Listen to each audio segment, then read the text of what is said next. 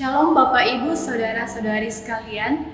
Pada hari ini kita akan kembali merenungkan bagian firman Tuhan dari Markus pasal 6 ayatnya yang pertama sampai ayatnya yang ke-6. Saya akan membacakan bagian ini. Kemudian Yesus berangkat dari situ dan tiba di tempat asalnya, sedang murid-muridnya mengikuti dia.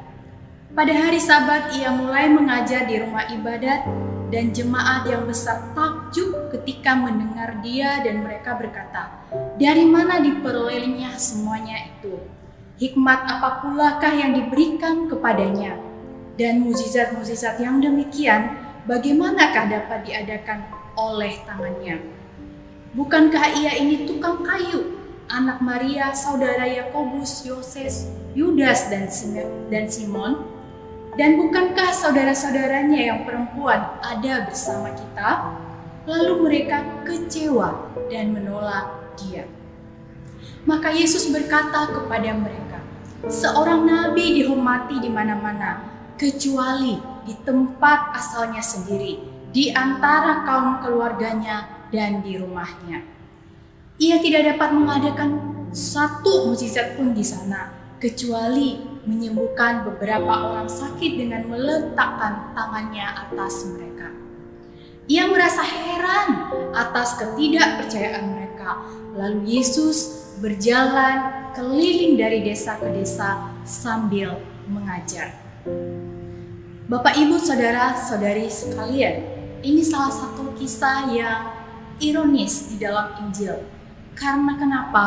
Walaupun orang-orang Nazaret terheran-heran dengan hikmat yang ada pada Yesus dan terkesan dengan mukjizat yang dilakukannya, akan tetapi orang-orang Nazaret tetap menolak dan tidak percaya kepada Yesus.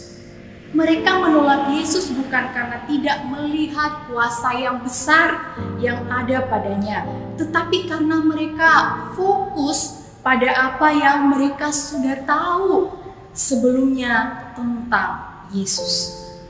Mereka berkata satu dengan yang lain, "Bukankah dia ini anak tukang kayu? Bukankah dia itu anak Maria, saudaranya laki-laki? Ada yang bernama Yakobus, Yoses, dan Simon?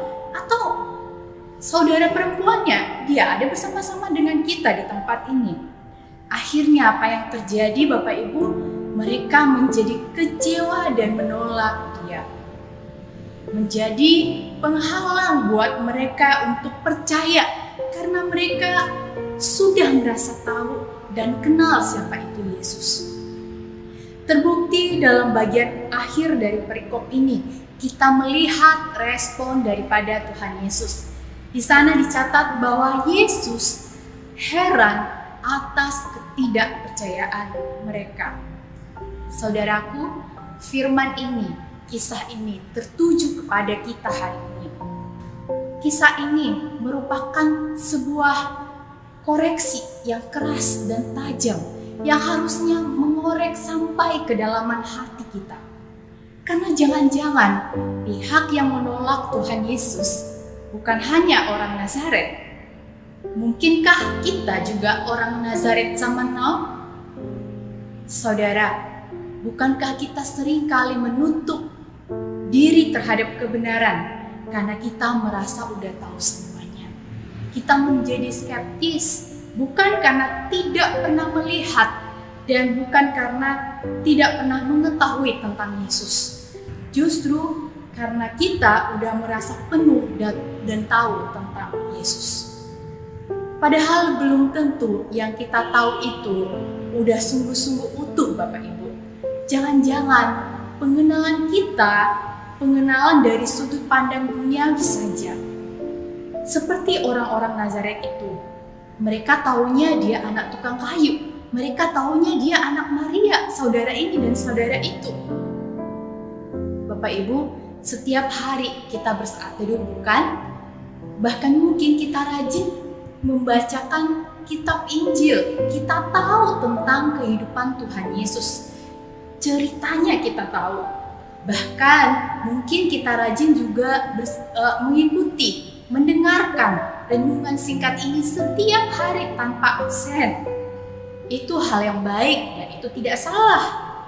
Namun, tanpa memberi ruang bagi Tuhan untuk mengenal Dia secara utuh, kita sama seperti orang-orang yang satu kampung dengan Tuhan Yesus. Kita kehilangan rasa kagum kepada pribadi Yesus, walau Ia telah berusaha menyatakan dirinya dengan cara yang tidak biasa.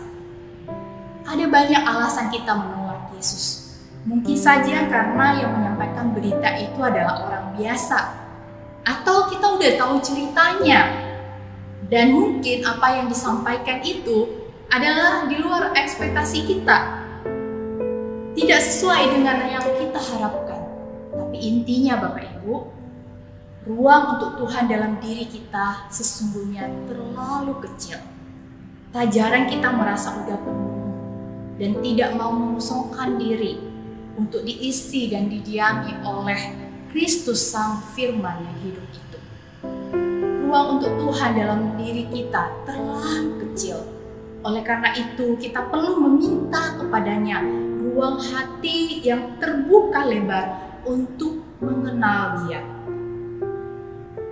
Mengenal Dia bukan dengan pikiran kita yang manusiawi dan terbatas, tapi dengan pikiran yang dikuasai oleh Roh Kudus.